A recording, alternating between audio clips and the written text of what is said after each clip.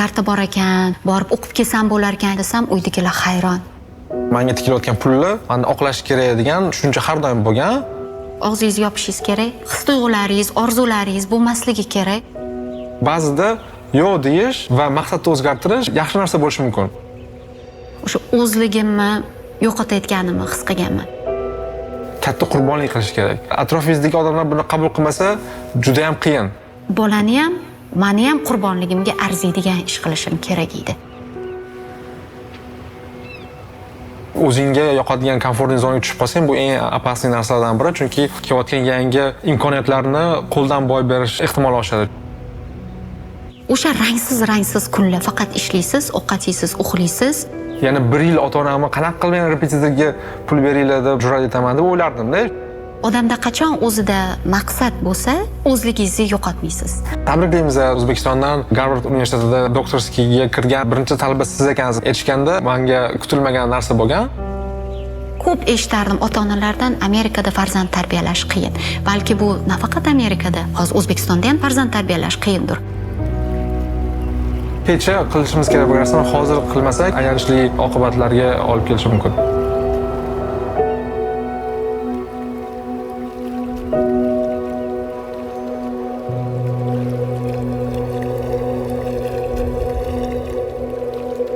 Ismim Farog'at.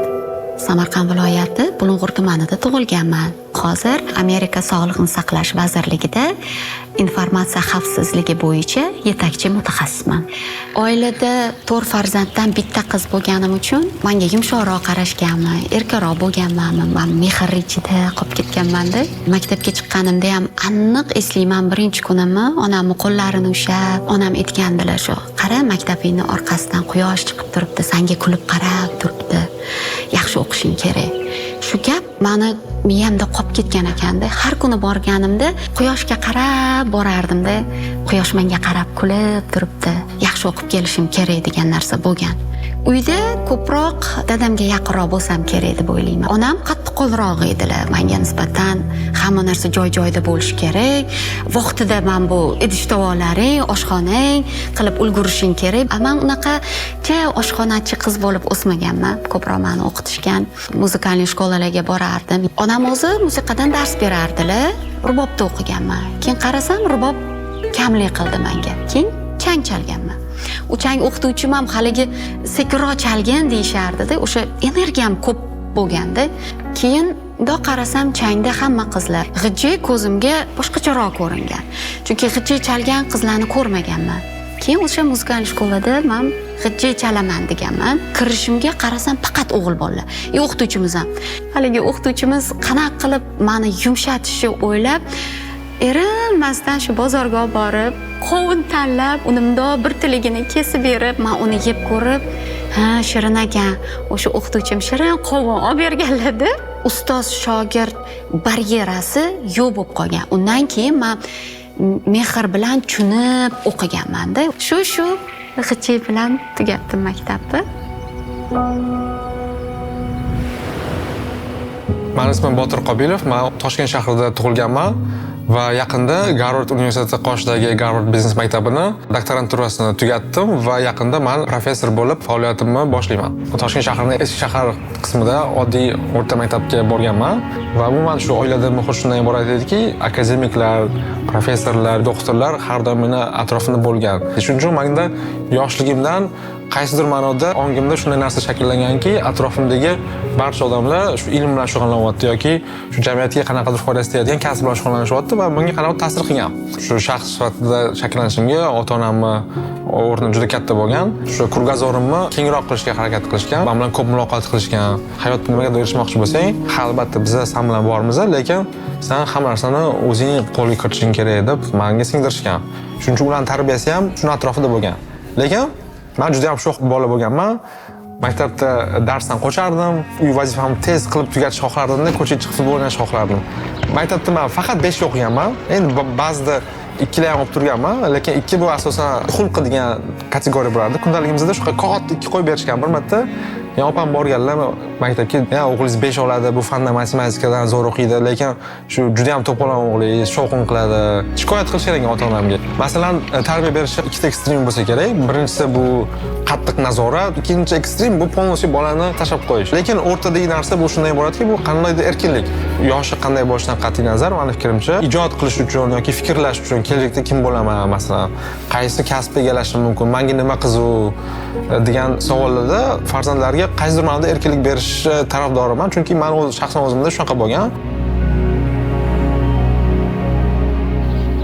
Esimda o'sha charchab maktabdan keyin bir nechta to'garaklarga borardimda, lekin soat nechida kelishimizdan qat'iy nazar toki hamma yig'ilib bitta oila bo'lmagunimizcha o'yinga o'tirmasdik. Butun kunimizni gapirib bera olardik-da, nima qilding? Kimlarni ko'rding? Qatlarga bording? Men hech qachon ota-onam bilan ochiq gaplashishdan qo'rqmaganmiz. Xullas uyimizda demokratiya bo'lganda, bekitish degan narsa bo'lmagan va ota-onam uni eshitishgan. Faqat ayamni xayollari, "Voy, sen hamma narsani gapirib yuborasan", qolipga solishni xohlaganlar-da, chunki erga berish kerak, qo'ni-qo'shnining oldida qizing qanaqa kelin bo'ladi, uy ishlari degandek meni ko'proq bu tomonga og'ishtirardilar-da. Onam aytardilar-da, "Bir ish qilsang, moyini tomizib qilgin, qo'lingdan kelmasa qilma." Meni miyamda men bu oshxona, ovqatlar, bir narsalar pishirib qilgandirman, nimalarnidir kuydirib, yondirib. Lekin u narsalar negadir menga qiziq bo'lmagan. Men bu instrumentim chalish, notalarni o'rganishingiz kerak, uni nazariyasi, har bittasini o'rganib, uni chalgunimcha u chiroyli bitta asar bo'lib chiqish kerak. Unga vaqtim ko'proq ketib qolardi. Biz bilamiz 90-yillarda ozgina qiyinchilik davri edi va ingliz tilini o'rgatish bu qanaqadir roskosha edi. Repetitor juda ham qimmat edi, chunki yaxshi ingliz tilini o'rgatadigan domla kam edi. Hozir ijtimoiy tarmoqqa kirsangiz, ma'lumot topishonsan, repetitor topishonsan. U paytda internet degan narsa yo'q. Esimda ota-onam gazetani orqasini ochib, объявление degan seksiyasida topib, telefon qilib, "Qattasiz, kimsiz?" deb tekshirib, o'tga berib ko'rishgan, botga berib ko'rishgan, qayerdadir yaxshi o'qitgan, qayerdadir yomon berib o'qitgan. Juda ko'p joylarga borganman. Birga bir dars ham olganman. Masalan, Toshkentda shu eski shahar qismida bir mahallaning ichida bir amaki bor ekanlar. Avtobusda borib, mahallaning ichida qorong'ida peshkom kirib, ko'chaning o'tiga qarardim. Birilishda o'tda bek ko'cha, tor ko'cha, tupiklar bor. U eski shahar adashib qolsangiz chiqolmaysiz-da, labirint. Birinchi kuni onam olib borib qo'yganlar, keyin men o'zim yo'lni topib borardim. U paytda tam qorong'i edi. Birga bir dars berayotganda faqat stolimizda svet bor edi, shunaqa aura edi-da. Ya'ni yoshlar bir katta amaki menga dars berardilar. Shakllanishimda ingliz tilini har xil odamlar dars berib ko'rgan. Bir xillarda o'xshagan, bir xillarda o'xshamagan. 10-sinfga endi qadam qo'yayotganda tabiiyki institutga kirish to'g'risida o'ylaganman. Ya'ni testlar juda ham qiyin edi, juda ham katta baland olsangiz, byudjetga kirasiz, pastroq ball olganlar kontrakt yoki umuman kirmaydi. Shuning uchun meni uporni tayyorlashardi. Shu ona tili, adabiyot, matematika, ingliz tilim yaxshi edi. Endi ko'pchilik u paytda institutga kirmasa, kontraktni to'lash qobiliyati hammadan ham yo'q edi. Mana shu qo'rquv bor edi. Repetitorlarga men pul berardim. Ular men orqali pul berishardi, men ko'rardim, hisob-kitob qilardim, qanchalik ko'p pul ketayotganini. Va shuni men tushunardim. Menga tikilayotgan pulni meni oqlash kerak degan tushuncha har doim bo'lgan. Oldinda maqsad bo'lgan, faqat byudjetga kirsam o'qiyman. Diplomatiyaga topshirganman hujjatlarimni. 1-avgustda imtihon topshirganman. Bir haftadan keyin javobi chiqqan. Bu payt men juda ham kutib yurganman, chunki institutga kirdi yoki kirmaganligini oqibatini men oldindan bilardim men. Va javobi chiqdi. Men bildimki, institutga kira olmaganman. Shok holatiga tushganman desam ham bo'ladi. Ya'ni o'zim bilan o'zim gaplashganman.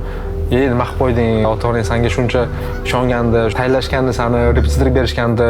Maktabda 5 olarding, qizil attestatga bitirding, polka to'la faxriy yorliqlar, tam medalim bor, olimpiadada ona tili adabiyotdan hamma meni maqtaydi. Men o'ylardim-da, men qanaqa qilib shu narsani men oyoq osti qildim, men kira olmadim. Endi erkak kishi bo'lgandan keyin o'sha instinkromadizmni siz yana 1 yil ota-onamni qanaqa qilib men repetitorga pul beringlar deb jur'at etaman deb o'ylardim-da. Shuning uchun menda anchagina o'zim bilan o'zim shu to'qnashgan paytim bo'lgan va hayotimda eng meni ko'p o'ylantirgan, qayg'uga solgan joyi bo'lgan. Men buni tashqaridagilarga bildirmaslikka harakat qilardim. Toshkentga kelganimda 15-16 yoshlarda edim. Mas'uliyat olishimizni xohlashganda hamma narsani o'zimiz mustaqil qilib ko'rishimiz kerak edi. Mayli xato qilsang ham, o'sha xatoingni birga to'g'rilaymiz. O'zing qilib ko'rgin deb bizani rosa mustaqil qo'yishgan. Ota-onam o'sha o'qishga kelganimda ham, men Toshkentdaman, birinchi kunda men hech narsani tushunmayman, lekin mana seni eshiging ertaga kelasan-da, hujjatlaringni topshirib ketasan. Ertasi kuni keldim, instrumentlarimni ko'tarib olganman. Menga o'xshagan qizlar kelishgan.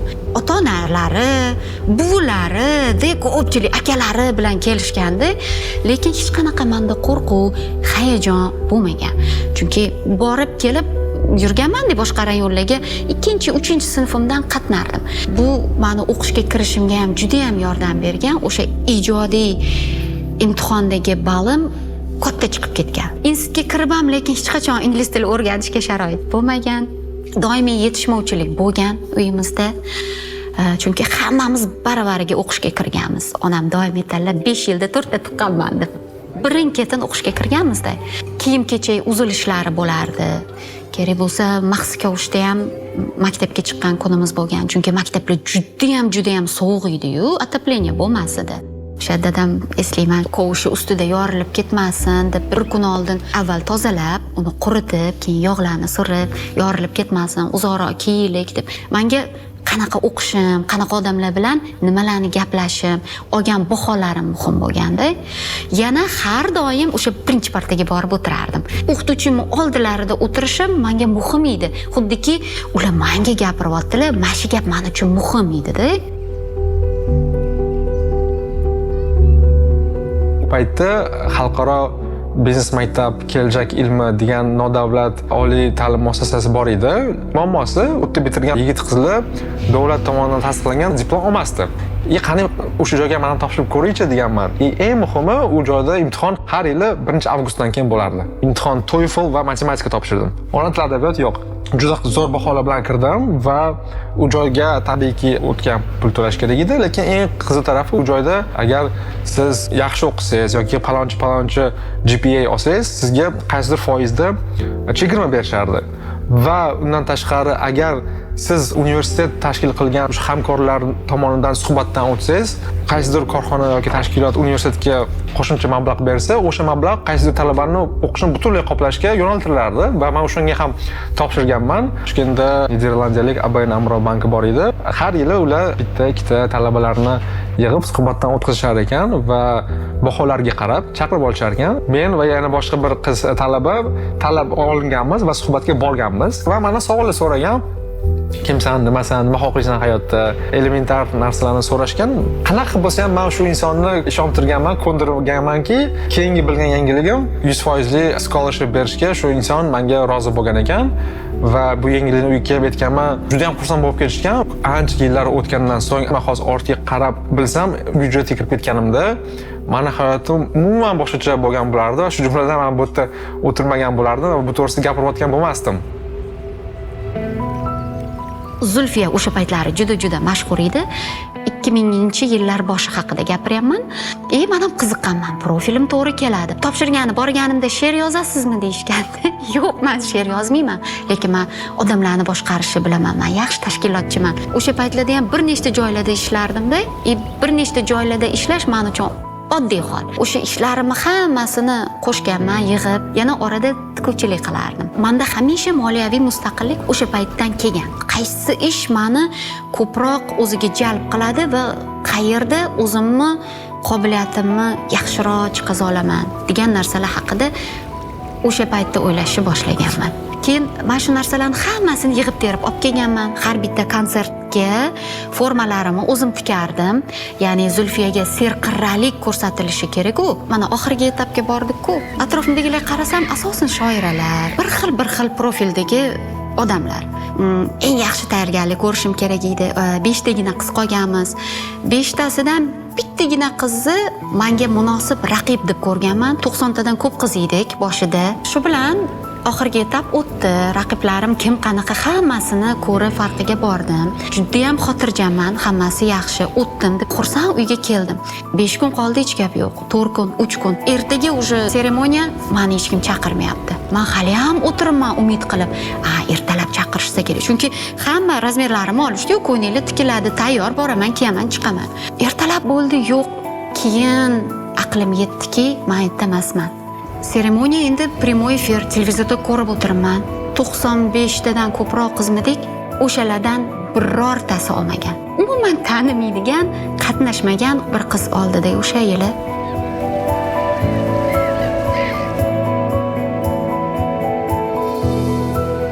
Shunday qilib, xalqaro biznes maktabi kelajak ilmida o'qishni boshladim va u yerda o'qish hozirgacha menda faqat yaxshi taassurotlarni qoldirgan. Hozirgacha men aytishim mumkinki, men eng chuqur bilimlarni va hayotimdagi eng katta miqdordagi bilimni o'sha joydan olganman. Bu xalqaro biznes maktabi kelajak ilmi men kirgandan so'ng 1 yildan keyin o'z faoliyatini tugatdi va men yana o'sha holatga duch keldim. O'qishga joy topishim kerak. Va o'sha paytda taqdir taqozosi bilan Toshkentda shu Singapur Management rivojlantirish instituti ochilayotgan ekan va ular ikkinchi kursga to'g'ridan-to'g'ri talabalarni qabul qilishayotgan ekan. Va ikkinchi kursga transfer qildim va u yerda 3 yil o'qib, oxiri shu universitetda diplom bilan O'zbekistondagi oliy ta'limni bitirdim.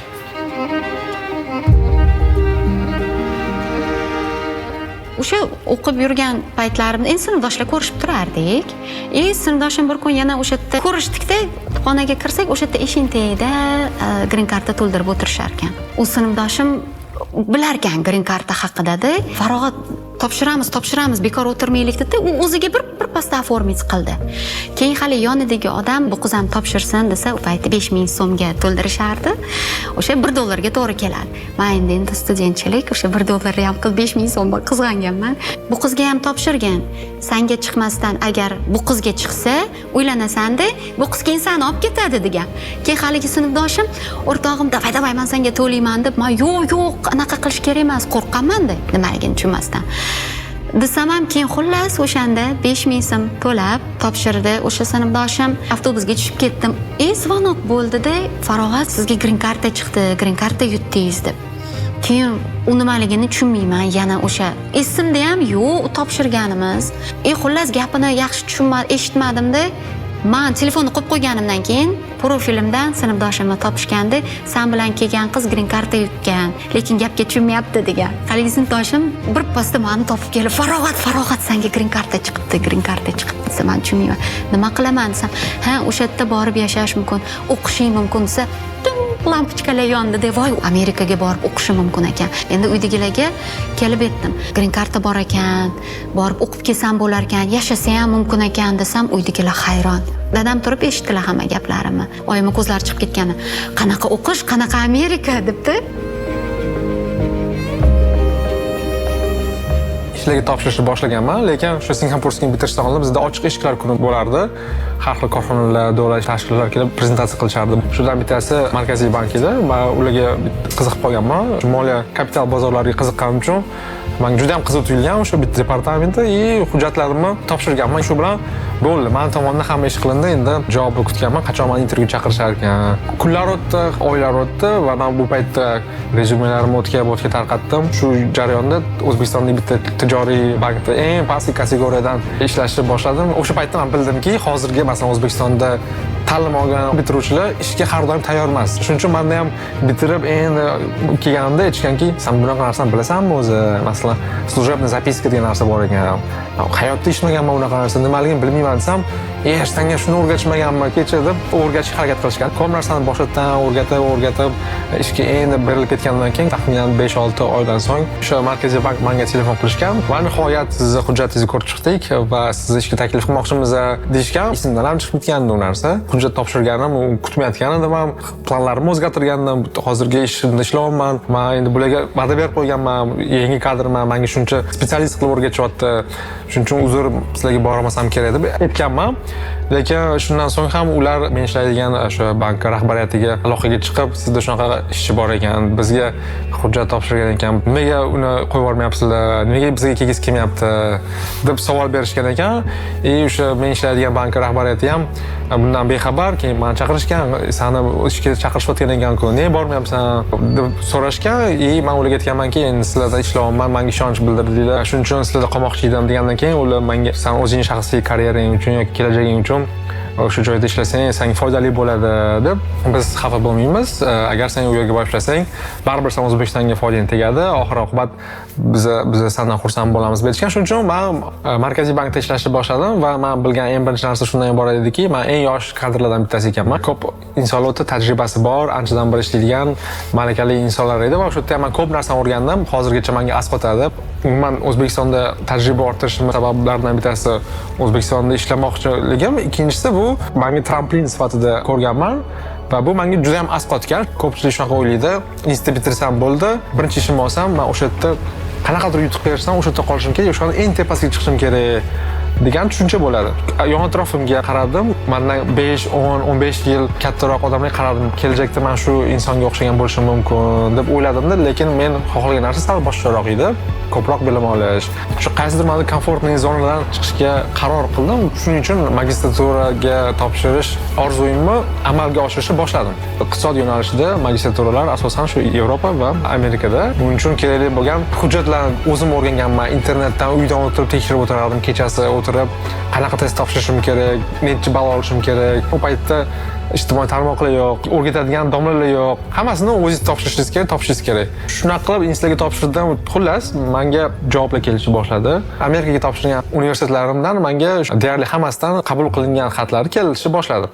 Sarsirovka qilishni boshladim. Qaysi universitetdan offer keldi, kim meni chaqiryapti, o'tda o'qish necha pul, o'tda bitirgan bolalar, qizlar keyin nima bilan shug'ullanadi, chunki magistratura men uchun eng oxirgi maqsad emas edi. Undan keyin men baribir ham doktorskidan keyin yana faoliyatimni davom ettirmoqchi edim. Kolumbiya universiteti, John Hopkins, Tufts, Duke va Brandeis va boshqa universitetlardan xatlar kelgandan keyin solishtirganman, kim menga ko'proq pul beryapti. Menga eng jozibaliroq tuyulgan o'sha paytda dastur bu Shimoliy Karolinadagi joylashgan Duke universiteti magistraturasi bo'lgan iqtisod yo'nalishida, lekin qimmat edi.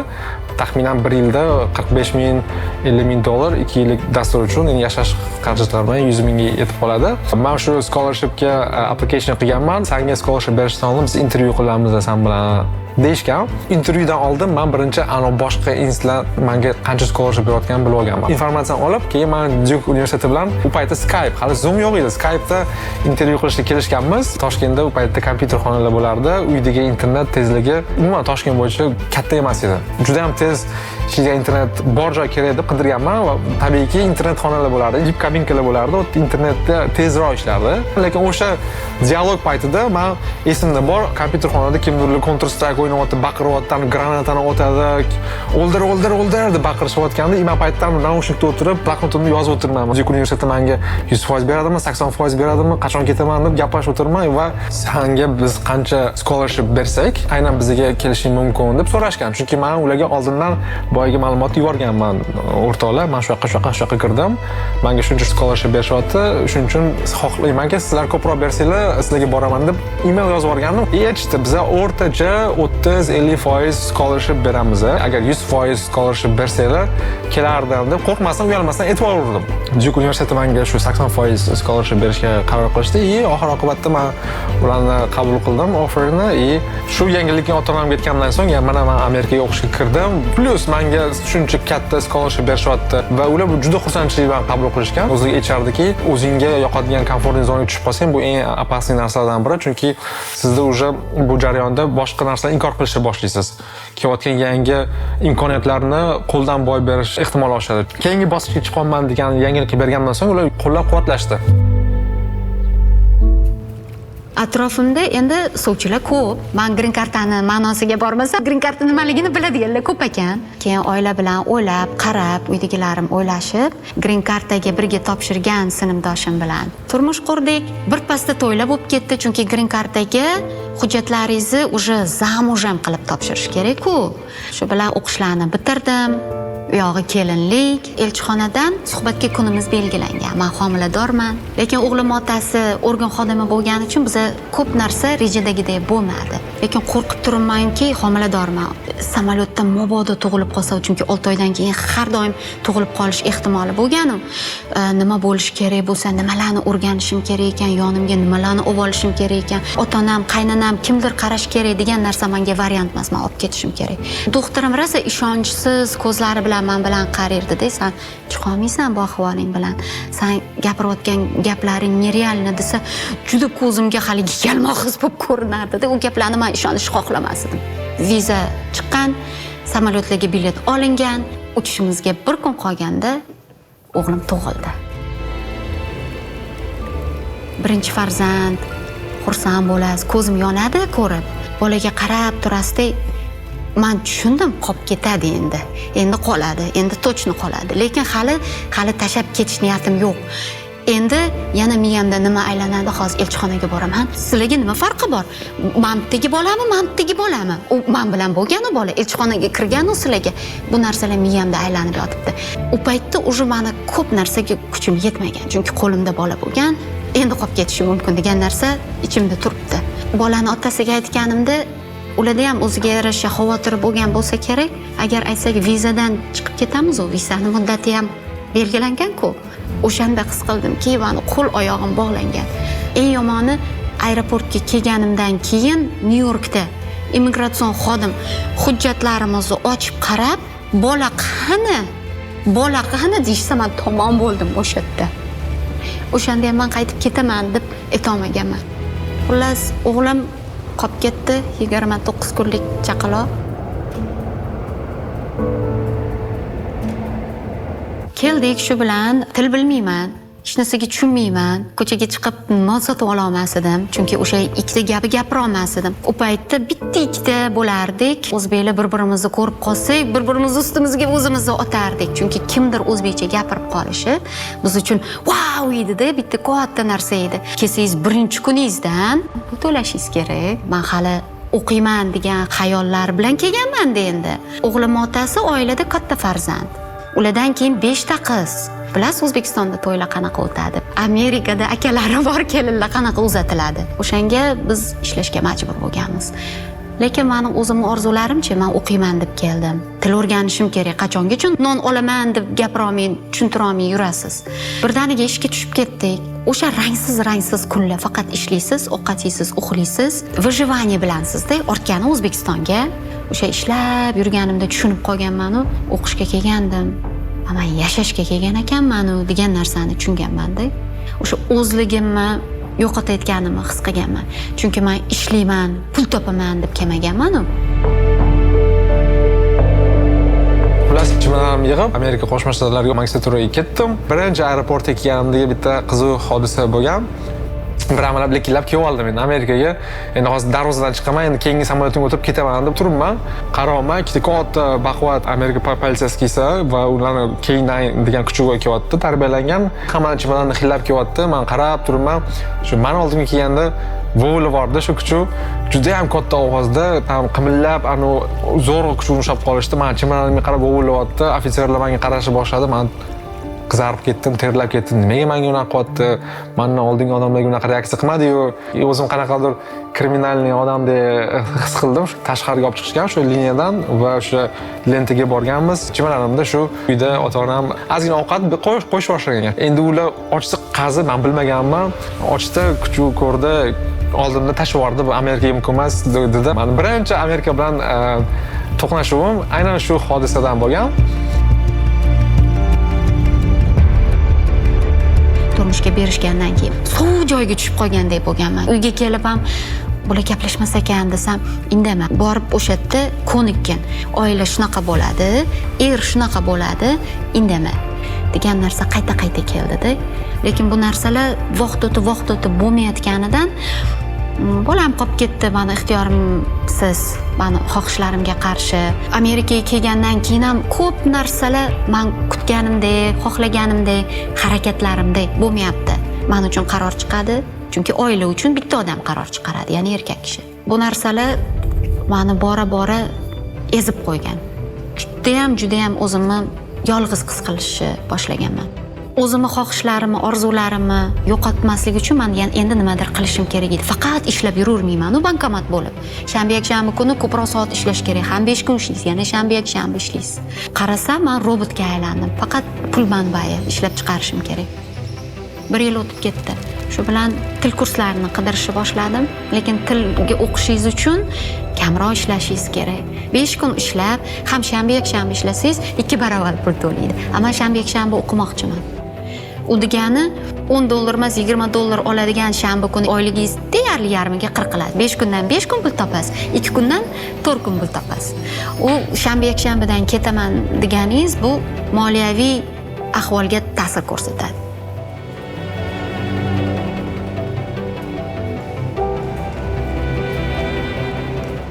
Keyingi samolyotga o'tirdim. Shu bilan hatto Nyu-York shahriga chiqmaganman, chunki men Duke universitetiga ketyapman. Durham degan shaharda joylashgan universitet shaharchasi. Xullas, shu yoqqa uchib bordim. Soat taxminan kechasi 11lar edi. Aeroportdan tushdim, taksida keldim. Uy ijarasini oldindan gaplashib qo'yganman. Kvartiram kirdim, internet yo'q. Hayolim kelgan narsa bu qo'shni eshigini taqillatib bo'lgan. Ijarada turadigan qo'shnimning eshigini taqillatganman kechasi 11-12. Men o'ylamaganman ham, eshikni taqillatganman. Eshikni ochgan, birinchi ingliz tilida gapirgan odamim mana shuda. Men tanishtiraman, men sani qo'shningman, men o'qishga keldim. Internetingdan foydalanmasam bo'ladimi? Uyingga kirib deganman-da. U qo'rqib ketgan. Ko'zlari chiqib ketgan. Endi Amerikada janubida soat 11da eshikni taqillatish bu g'alati narsa-da. Bir xil miltig'i bilan chiqib keladi, bir xil shtatlarda.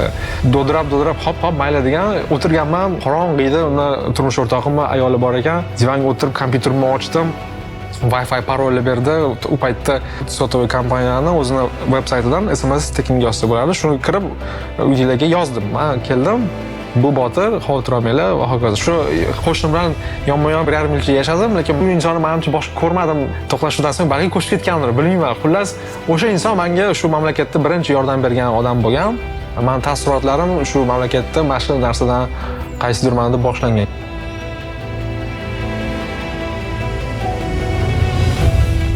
Endi o'qishga kirmoqchiman, til o'rganmoqchiman, kompyuterni stolimiz bo'lardi. O'sha yerda mundoq bekinishi iloji bo'lgan joyi bordi, chunki u katta stol emas. O'sha yerda kompyuterimni sekin yoqib darslarimni qilardim. Eplasang o'qigin degan shart bilan men ruxsat olganman. Shu bilan til o'rgandim, 1 yil sarfladim, уже bakalavrga kirdim 1 yil ichida. Lekin bakalavrga kirganimdan keyin unaqa ishlashga уже kuchim qolmadi. Tikuvchilik qiyin-da, bu fiziskiy ish-ku. Keyin o'ylab tikuvchilikdan ketdim-da, kampir qarashga o'tdim. Uni ham qiyinchiligi bor, lekin baribir aytaman, Xudoga shukr, yonimda baribir yaxshi odamlar bo'lganda, har doim yaxshi kampirlar uchragan. O'shanda o'qib olganman. Doimiy o'zim moliyaviy mustaqil bo'lib o'sganman. O'sha institut paytimda ham ishlab pulim o'zimda bo'lgan, ota-onam olib qo'ymagan pullarimni. Bu yoqqa kelib ham shunaqa deb o'ylaganman. Bolamni endi olib kelish kerak. Birinchi tashvishimiz o'sha bo'lgan. Advokat pul yig'ib borgunimizcha ham u advokat nima degan, biz iyulda kelgan bo'lsak 30-sentyabrgacha kelishing kerak edi degan. U yana bitta udar bo'lgan.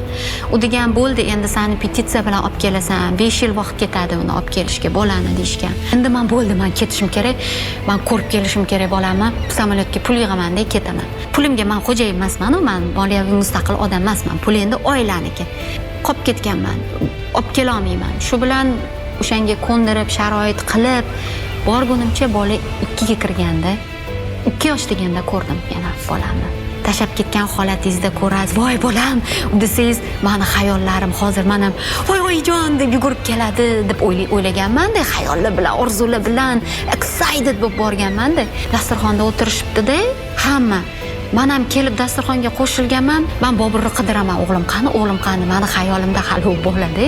U menga shunaqa недовольный bo'lib qaradi-da, kelib olaman desam, mendan qochdi-da u bola. Yig'lab yotdi, mendan qochadi meni bolam u deb. Bobur, men san oyima, men seni rosa sog'inib keldim.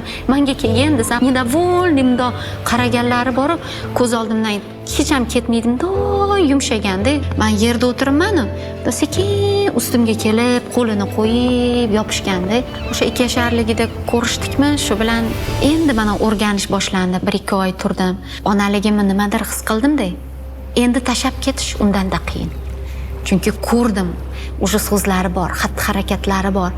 Endi yana tashab kelishim kerak. Bolani ham, meni ham qurbonligimga arziydigan ish qilishim kerak edi. Shu narsa meni tirik ushab turgan. Shu narsa nimagadir erishsam, tepaga chiqqandan keyin yangi cho'qqilar ko'rinadi-yu, o'sha cho'qqilada qiziqish paydo qilgan. Shu narsaga intilganman.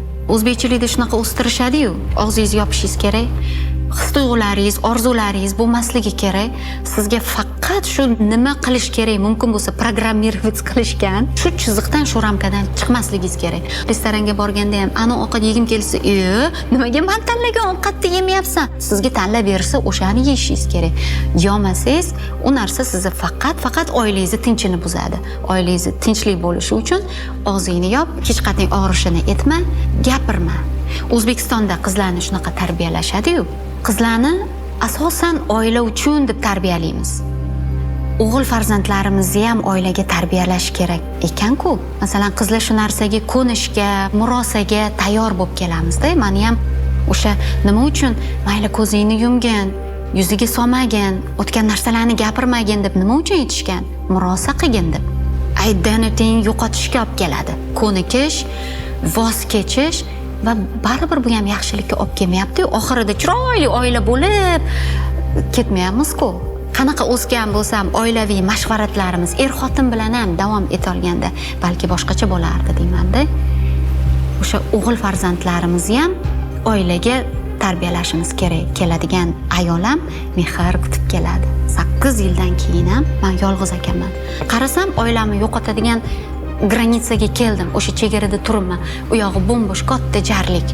O'sha nuqtaga kelganda men o'sha gaplashishga majburladim. Mashvarat, o'sha gaplashish hech qachon sodir bo'lmadi. Qarorlarim qat'iylashdi.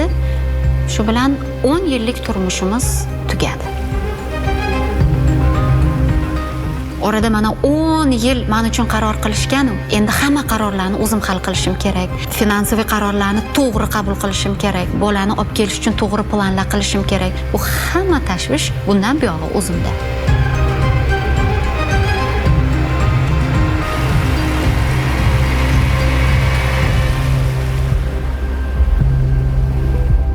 Shu o'qishga kelganimda menda o'zimga bo'lgan ishonch ba'zida kamayganligini his qilganman. Masalan, o'qish boshlanganda albatta O'zbekistondan kelib Amerikada magistraturani boshlash oson bo'lmagan. O'qish yengil emas, ingliz tilida va yangicha dars. Ko'rganmanki, hamma meni tengdoshlarim juda ham aqlli. Birinchi, ikkinchi hafta menda shunaqa ishonch pasayishni boshlagan va bir tadbirda shu universitet prezidenti Orientation Week yakunlayotganda birinchi gapirgan gapi men esimda bor. Hurmatli talabalar, xush kelibsizlar.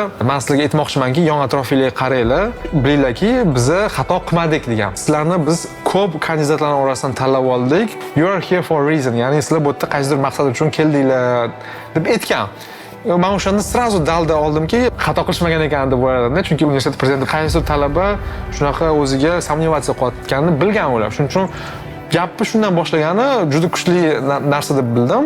Shu boshda masalan O'zbekistonga qaytib ketish yoki bekor kelib qolman, Toshkentda yursam bo'lar ekan, O'zbekistonda qanaqadir ishim bor edi, ofisda o'tirardim. Vaqtimni bekor ketkazolmayapman deb o'zimga ozgina samnivatsiya qilishni boshlagan paytim bo'lgan. 1-2 hafta shu prezident gapi kelgan, do'stlarimning yordami, hamma narsani qo'shganimda amin bo'ldimki, okey, ozgina o'zimni bosib olishim kerak.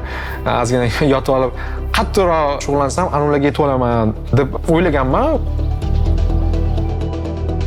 Magistraturaga kirdim, repetitorlik qilishni boshladim. Uyda bolamga qarashga ko'proq sharoit bo'lishi uchun. O'sha paytda Amerika ovozidan taklif keldi. Shu bilan Nyu-Yorkdan Washingtonga ko'chib o'tdik. Endi Amerikaga kelganimni o'shanda his qildim. Amerika ovozida faoliyatimni boshladim, ishlab ketdim. Jurnalistsiz. Men nima qila olar ekanman? Men o'zbek communityni yaxshi bilaman. Amerikadagi immigrantlarning hayoti, kela solib o'zim ham daraxtdagi dollarlarni tera olmaganman. O'sha mavzularga ko'proq menga qaratishimga ishxonam ham sharoit berishgan. O'shani ichida g'oyam bo'lgan. Mana normalniy oila ham bor deb birinchi olgan oilam chiroyli oila bo'lgan, ya'ni butun oila. Obrazi, ayol obrazi, bolalar, har birining o'rni bor, Da Amerikada shunaqa yashash mumkin ekan. Bu bitta fikr. Undan keyin boshqa qahramonlarim mana oilasini yo'qotgan ayollar. Unaqa ayollar ham Amerikada yashar ekan. O'sha jurnalistik faoliyatimda kuzatganmanki, ko'p eshitardim ota-onalardan, Amerikada farzand tarbiyalash qiyin. Balki bu nafaqat Amerikada, hozir O'zbekistonda ham farzand tarbiyalash qiyindir. Muammoni tegi, ildizi qayerda? O'zimdan ham mana qarab aytaman, farzand tarbiyasiga miyamizda joy yo'q, vaqtimiz yo'q. U chunki juda katta Amerikaga kelganingizdan keyin sizga bog'liq bo'lmagan mas'uliyatlar bilan kelasiz. Bolalarga qarashga, bolalarga tarbiya berishga, bolangga kuning qanaqa o'tdi? Haligi oilaviy mashvarat qilishga ota-onalarning vaqti yo'q. O'sha paytda men shu narsalarni payqaganman. Men shu siklim tugadi.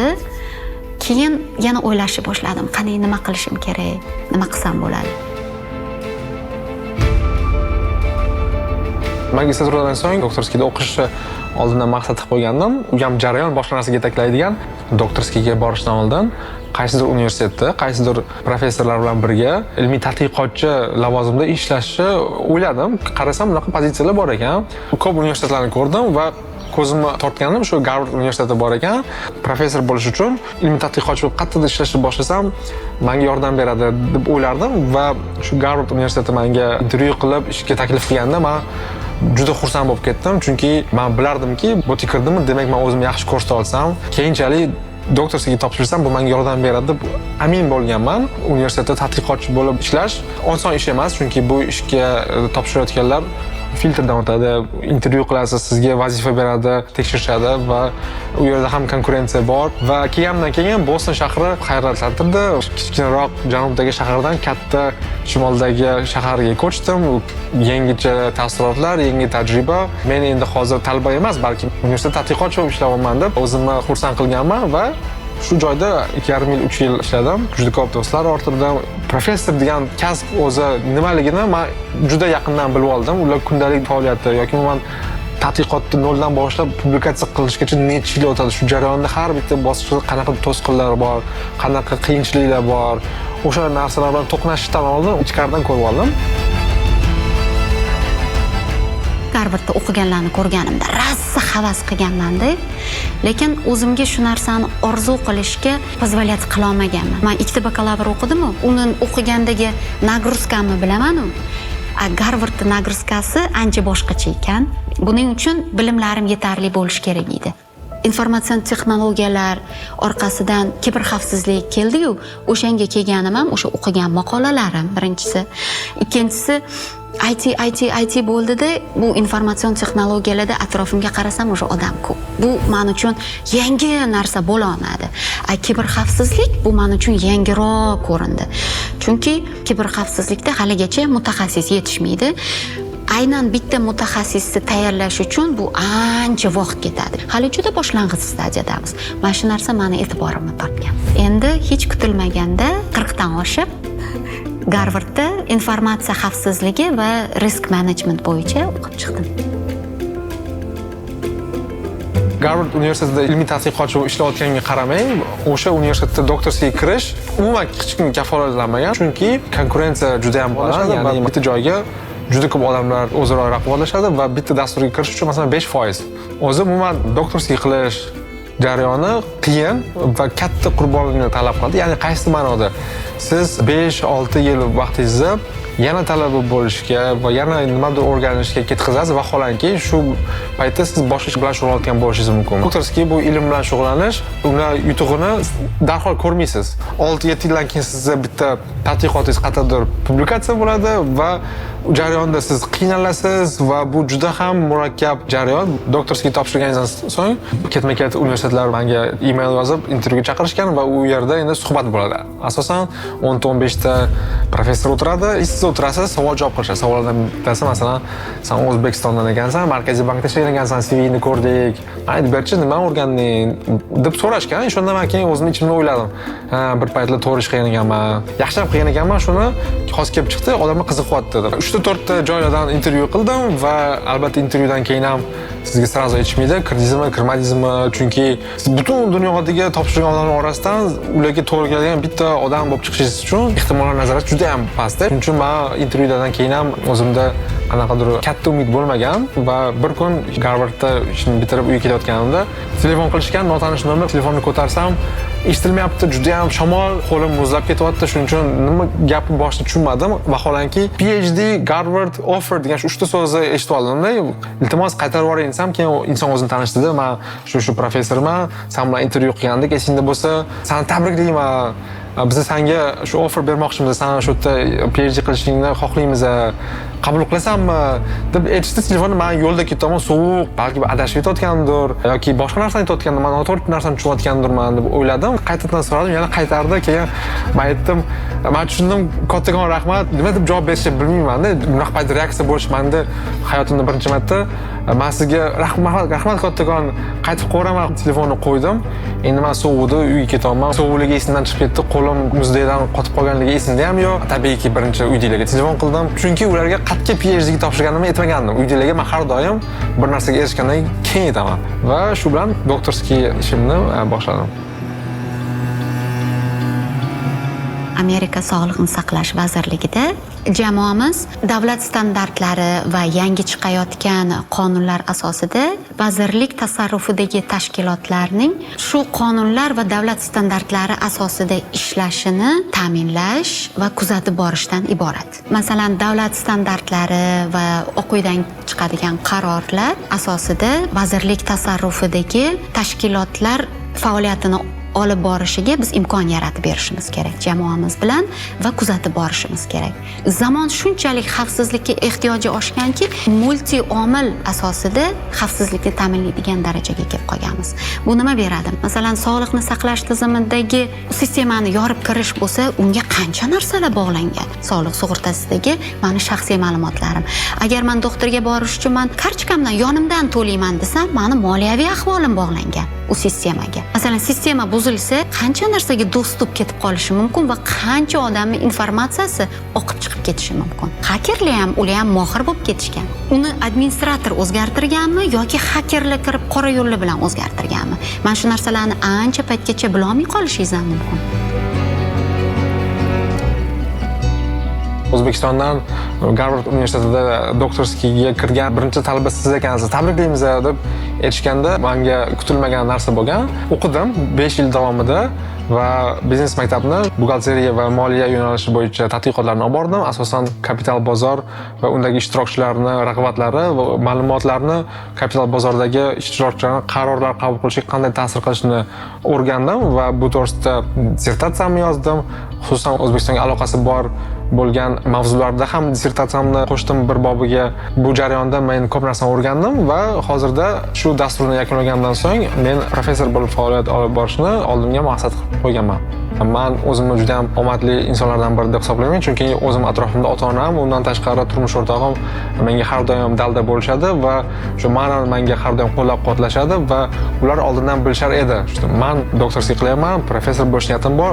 Men 24/7 ilmiy tadqiqotchi bo'lib ishlashimga to'g'ri kelib qolishi mumkin va meni hayotim asosi bu shu meni tadqiqotim. Shuning uchun ular menga boshdan qo'llab-quvvatlashganki, men bundan keyin o'zimga qandaydir ko'nglim xotirjam bo'lgan. 5 yil muddat katta qurbonlik qilish kerak. Atrofingizdagi odamlar buni qabul qilmasa, juda ham qiyin. Mana O'zbekistonda ham IT yaxshi rivojlandi. Juda ham qobiliyatli bolalar bor. IT sohasida qizlarni ko'raman. Alohida vazirlik bor. Rivojlanish yaxshi bir nuqtaga chiqdi. Endi ayni davriki sistemani xavfsizligini ham ta'minlash kerak. Buning uchun nimadan boshlanadi? Masalan, Yevropada ham o'ziga yarasha data xavfsizligini ta'minlovchi maxsus qonun-qoidalar bor. Mana Amerikada ham bor, NIST bor, CISA deymiz. Bu hammasi sistemani himoyasi uchun. O'zbekistonda ham shu narsaga ehtiyoj borligini ko'raman. O'zbekiston iqtisodiyoti rivojlanmagan to'g'risida gap ketganda, bizni mentalitetimiz deb ko'pincha javob berishga harakat qilamiz. Shu jumladan chet elliklar ham ba'zida aytib turadi bu gap. Lekin menimcha bu ozgina yalqov javob. Ya'ni masalani ildiziga kirmasdan biz oson javob bilan berib qutulib qolayotgandek tuyuladi. Masalan, O'zbekistonliklar bozor iqtisodiyotiga yoki demokratiyaga tayyor emas deganda menda misol bor. Bu 2-3 yildan beri amaliyotda ishlaydigan tashabbusli byudjet loyihasi. Masalan, yoki open budget deb biz bilamiz. Davlatning qaysi byudjeti mahalliy joylarda taqsimlanadi. Ya'ni ko'pchilik biladi, ovoz berish yo'li bilan kimdir maktabini tuzatadi yo'lni remont qiladi, asfalt qiladi. 10 millionlab odamlar jarayonda qatnashyapti, ovoz berishyapti. Ha, to'g'ri, ba'zida ijtimoiy tarmoqlarda aytishadiki, bitta ovozni sotib olish uchun tam 10 ming so'm, keyin Coca-Cola evaziga odamlar ovoz sotib olganini ba'zida tanqid qilishadi. Men aksincha bu narsani yaxshi signal deb bilaman. Ya'ni odamlar agar men ovoz bersam, bizning mahalla yoki bizning qishloq shu byudjetni bitta qismiga ega bo'lib qolar ekanmiz deb o'ylashyapti odamlar. Va bu juda ham zo'r narsa. Bizga dalolat beradiki, odamlar o'zlarining soliqlarining taqsimotida faol qatnashyapti. Men bu loyihani juda ham zo'r barometr deb bilaman. Ularning o'zi ishonib harakat qilyapti deb shu loyihani men ko'rsatgan bo'lardim. Iqtisodiy mavzuda qoladigan bo'lsak, talabi katta bo'lgan resursni o'ta sun'iy pasaytirilgan narxda yoki arzon narxda odamlarga bersak, biz uni iste'molni yanada ko'paytiramiz. Qadr deganda o'sha narx orqali ta'sir qilinadi. Qadrga biz qachon yetamiz? Biz uni qadri o'sha o'z narxiga mutanosib bo'lsa. Toshkent shahrida yoki O'zbekiston boshqa shaharlarida hozir ko'rilayotgan triballining yechimi sifatida palasalarni ko'paytirish, shaharlarimizni avtomobillashtirish emas, balki aksincha, shahar markazida mashinalar sonini kamaytirish uchun parkovkalar pullik bo'lishi kerak. Bu oddiy narsa, bu yangilik emas. Rivojlanayotgan mamlakatlar, shaharlari ham shu narsani qilishyapti. Eng yomon bo'lgan misollardan biri Bombay yoki Jakarta kabi juda ham qiyin ahvolga tushib qolgan shahar bo'lib qolishimizdan oldin kecha qilishimiz kerak bo'lgan narsani hozir qilmasak ayanchli oqibatlarga olib kelishi mumkin. O'zbekistondagi yoshlarga aytadigan gapim, odamda qachon o'zida maqsad bo'lsa, o'zligingizni yo'qotmaysiz. Har bitta zamonda o'zini plyus minusi bo'ladi-yu, o'sha chalg'ituvchi narsalar ko'p. Agar siz qachonki o'zligingiz, aytganingiz mustahkam bo'lsa, o'shanda chalg'imasdan maqsadingiz sari bora olasiz. Mediada yozib turaman, blogim bor. Agar meni qaysidir ulashgan narsam shu O'zbekistondagi yosh abituriyent yoki studentga qanaqadir yordam teggan bo'lsa, men shundan ko'proq xursand bo'laman. Maqsadni aniqlab olish kerak. Vaqt ko'p ketadi va eng muhimi shu sabr, chunki mevasini siz qisqa muddatda ko'rmaysiz. Masalan, O'zbekistonda ham ta'limga e'tibor to'g'risida ko'p gapirsak, ilm-fanga rezultatini biz bugun erta indinga ko'rmaymiz. Ancha uzoq muddatdan keyin kutiladi. Shaxsiy ta'limga ham investitsiyani mevasi ancha yillardan keyin keladi. Shuning uchun bu uzoq mashaqqatli va sabr talab qiladigan jarayon. Shuning uchun mening maslahatim shu ko'proq sabrli bo'lish, lekin o'z yo'lingizda qo'ygan maqsadingizdan qaytmaslik, chunki ba'zida sizni ortga qaytarish mumkin bo'lgan vaziyatlar paydo bo'lib qolishi mumkin. Afsuslanasiz, jarayon yarmida anglab yetishingiz mumkinki, men bundan xursand bo'lmayapman desangiz, bu yaxshi narsa. Chunki ba'zida yo'q deyish va maqsadni o'zgartirish yaxshi narsa bo'lishi mumkin. Fikrim shundan iboratki, inson o'z hayotida mazza qiladigan ish bilan shug'ullanish kerak. Oldindan kimdir sizga bu kasbni egallagin deb aytgan bo'lsa, siz oldin qilib ko'ring, boshqasini qilib ko'ring. O'zingizga ko'p narsa urib ko'rsangiz, ko'rasiz qattiq mazza qilayotganingizni. Men o'zim shunaqa qilganman. Oxiri topib oldim nima menga yoqishini. Yiqilishdan, yo'qotishdan odamzod qo'rqish kerak emas ekanda. Har bitta yiqilishingiz, yo'qolishingiz bu yangi eshiklarni ko'rsatib qo'yadi. Eng katta dushmaningiz bu pushaymonligingiz. Pushaymon bo'lmasligim uchun hamma harakatimni qilaman.